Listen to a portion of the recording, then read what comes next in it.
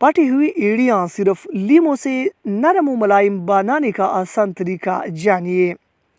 दोस्तों, सर्दी में एड़ियों की पाटने की तकलीफ ज़्यादा होती है क्योंकि खुश्क मौसम की वजह से एड़ियों की जिल्द बहुत ज़्यादा सख्त होती है और जब आप कंबल या कोई ऊनी चादर उड़ते हैं तो ये पटी जिल्द इसमें चिपक जाती हैं और बाज़ दफ़ा ये ज़्यादा तकलीफ़दा हो जाती है क्योंकि ना हम चल सकते हैं और ना हम कहीं जा सकते हैं।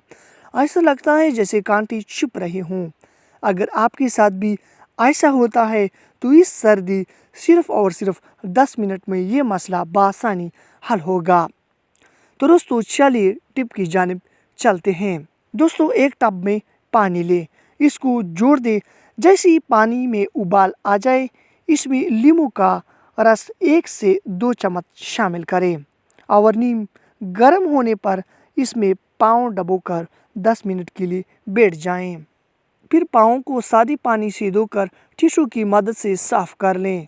अब थोड़ी सी वैसलीन एड़ियों में लगाएं और जुराबें पहन लें। इस तरीके से आपकी एड़ियों के पटी हुई जिल्द भी सही हो जाएगी और सख्त जिल्द भी नरम व मुलायम रहेगी।